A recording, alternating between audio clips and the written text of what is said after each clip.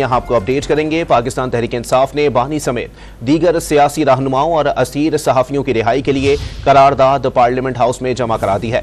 मजीद जानते हैं don news के नुमाइंदे अब्दुल्ला मोहम्मद से। अब्दुल्ला, बताइएगा करारदाद का मतन क्या है?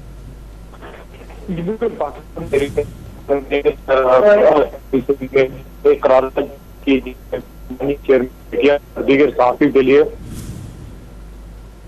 अब्दुल्ला, आपसे दोबारा राब्ता बहाल करने की कोशिश करेंगे। अपने नाज़रीन को बताएं कि पाकिस्तान तहरीक इंसाफ ने बानी समेत दीगर सियासी रहनुमाओं और असीर सहाफ़ियों की रिहाई के लिए करारदाद पार्लियामेंट हाउस में जमा करा दी है। करारदाद साबिक स्पीकर असद कैसर ने दीगर रहनुमाओं के हमरा जमा कराई है। करारदाद में गैर कानूनी मुकदमात ख़त्म करके फौरी रिहाई का मुतालबा किया गया है। आपको बताएं कि पाकिस्तान तहरीक इंसाफ ने बानी समेत दीगर सियासी रहनुमाओं और असीर सहाफ़ियों की रिहाई के लिए करारदाद पार्लियामेंट हाउस में जमा करा दी है। अब्दुल्ला मोहम्मद से राब्ता बहाल हुआ है। जी अब्दुल्ला, बताइएगा। जी बिल्कुल, ये करारदाद साबिक स्पीकर कौमी असेंबली असद कैसर की जानिब से कौमी असेंबली में जमा की गई है। करारदाद के मतन के मुताबिक बानी पीटीआई उम्मत मुस्लिम का लीडर है, जितने गैर कानूनी मुकदमात हैं खत्म किए जाए।